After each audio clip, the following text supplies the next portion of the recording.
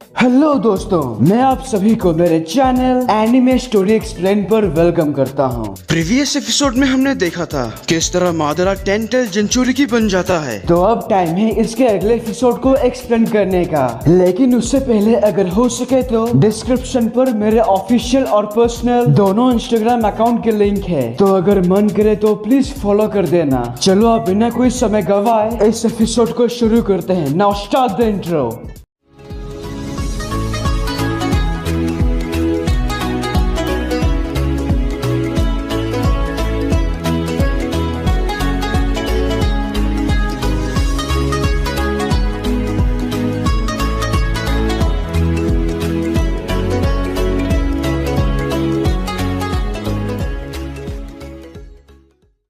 Episode के शुरुआत में हम देखते हैं मादरा 10 टेल जिंचुरिकी बनने के बाद ब्लैक जेत्सु के पास आके पहुंचता है और उसे यहाँ देखकर सभी चौंक जाते हैं। आपको इस तरह देखकर अच्छा लगा लॉर्ड मादरा। ब्लैक जेत्सु, मुझे तुमसे ऐसी उम्मीद नहीं थी। तुमने मुझे निराश किया। मेरा रिनेगन लाने में तुम नाकाम रहे, तो मैंने सोचा कि मैं खुद तुम्हारे पास आऊंगा। आखिर तुम्हें इतना समय क्यों लगा? हाँ, मुझे माफ कीजिए लॉर्ड मादरा, पर मैंने अभी आधे 9 टेल फॉक्स को इनसे चुरा लिया। बहुत बढ़िया। अब मुझे मेरा रिनेगन दो। मैं मादरा का चाकरा महसूस कर सकता हूँ। ऐसा लगता है उसके पास मानो कभी न खत्म होने वाली चाकरा है। आखिर ये मादरा जिंचुरिकी बना कैसे? क्या ये सच में मादरा है? ब्लैक जेत्सु उस रेनेगन के साथ ओबिटो के बॉडी से अलग होकर मादरा के पास जा ही रहा था, लेकिन ओबिटो अपनी पूरी ताकत लगाकर उसे अपने शरीर से बाहर जाने ही नहीं देता। अब मुझे तुम्हारी कोई जरूरत नहीं। तुम मुझे जाने क्यों नहीं देते? तुम मुझसे अलग नहीं हो सकते। हे मादरा, मुझे तुमसे कुछ पूछना है। मैं क्या हूँ तुम्हारे लिए? तुम भी कभी कभार अच्छा मजाक करते हो ओबिटो। अब ये किस तरह का सवाल है? हाँ, मैंने उस वक्त तुमसे क्या कहा था? तुम्हारा अपना वजूद पूरी तरह से खत्म हो चुका है। तुम मादरा हो, और मादरा वो है जो इस दुनिया को स्वीकार न करे और जिसका मकसद है अनंत सुखयोमी। वही है मादरा, और ये दुनिया नरक है। तुम भूल गए क्या? आखिर क्या हो गया है तुम्हें? तुमने अपना मन बदल लिया? 6 पथों की महर्षि की बनाई ये दुनिया नाकाम साबित हुई है। हमारे पास कोई दूसरा विकल्प नहीं सिवाय अनंत सुखयोमी के। ओबिटो, मैं तुम्हें एक और मौका देता हूँ। मेरे मकसद को पूरा करने में मेरी मदद करो। अब भी कुछ नहीं बिगड़ा। अब आओ मेरे नजदीक। मादरा की बातें सुनकर ओबिटो जब उसके नजदीक जाता है, तब मिनाटो अपने रसेंगन से हमला करते हैं, पर उससे पहले मादरा उनका दूसरा हाथ उखाड़ के एक जोरदार लात मारता है, जिससे वो सीधा गारा और ककाशी पर गिरते हैं। तो मादरा जब ओबिटो की ओर अपना हाथ बढ़ाता है, ओबिटो उससे हाथ मिलाने के बजाय अपना हाथ उसके पेट में घुसा देता है। ये करने की तुम्हारी हिम्मत कैसे हुई? लगता है तुम अपनी औकात भूल गए। अबे साले, ये तू कर क्या रहा है? मैंने फैसला किया कि मैं अब तुम्हारे दिखाए रास्ते पर नहीं चलूंगा मादरा। मैंने तुम्हें अपनी पहचान दी और तुम मेरे खिलाफ जाओगे? नहीं चाहिए मुझे तुम्हारी पहचान। इस बार मैं खुद को पहचान चुका हूँ। अच्छा ठीक है, जरा हम भी तो जाने कौन हो तुम। मैं वो हूँ जिसका सपना था कभी होकागे बनने का। मेरा नाम है ओबिटो उचिहा। ओबिटो। ओबिटो, आखिर तुमने खुद को पहचान ही लिया।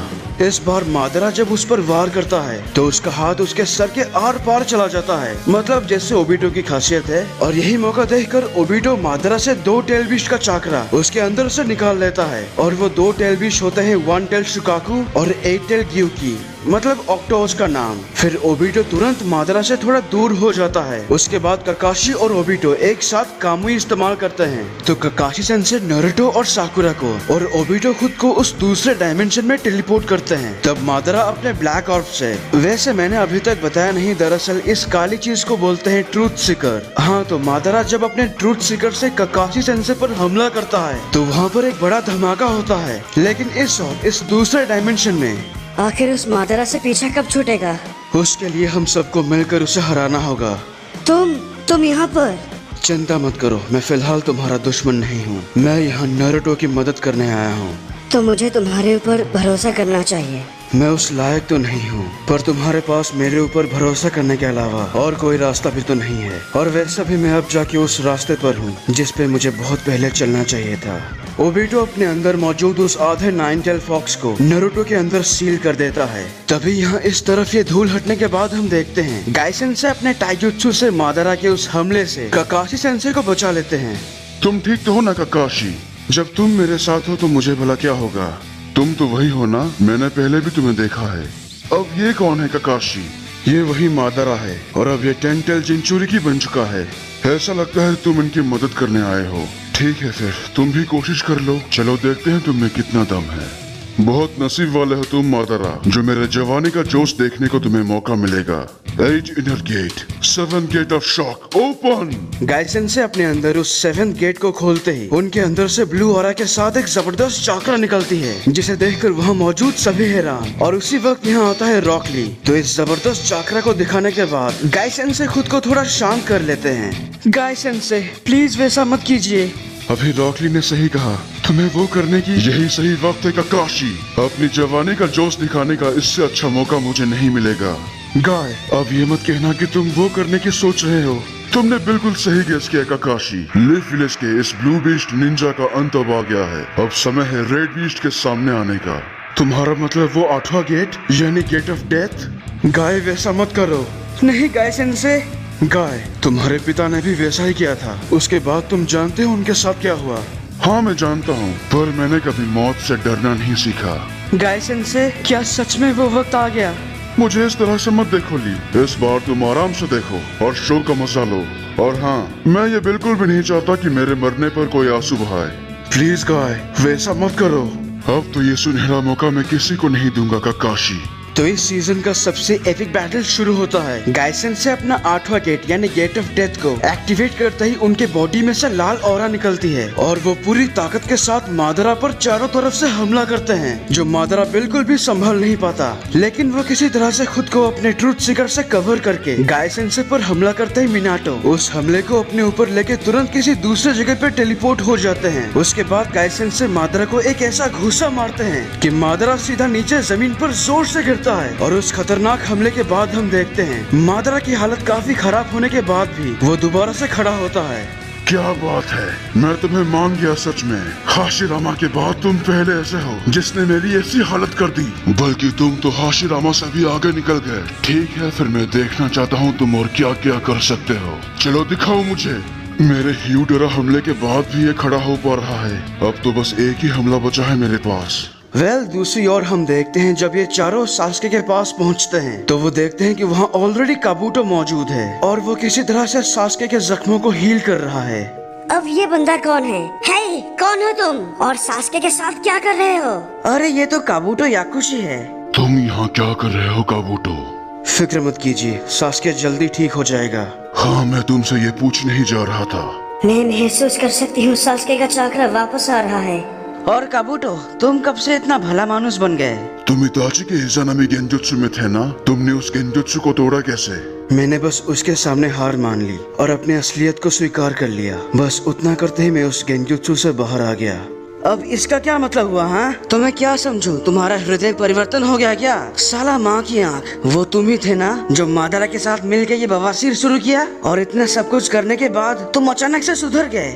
मैं जानता हूँ जो मैंने किया उसके लिए कोई भी मुझे माफ नहीं करेगा, लेकिन अब मैं प्रायश्चित करने को तैयार हूँ। दोनों तरफ नारुतो और सास्के की हालत सुधरने लगती है और तभी हम अचानक से नारुतो के अंतर्मन में वो अचानक से जाग जाता है।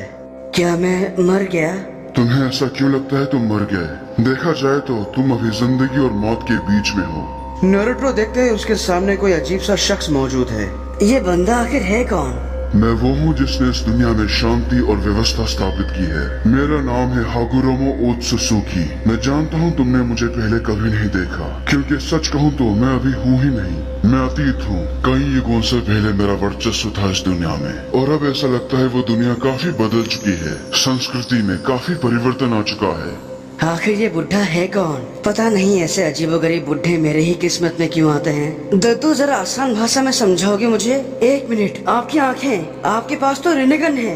लगता है मेरी आँखों से तुम भली भांति परिचित हो। मेरी ये दुर्लभ आँखें जीवन, मरण और पुनर्जन्म का प्रतीक है।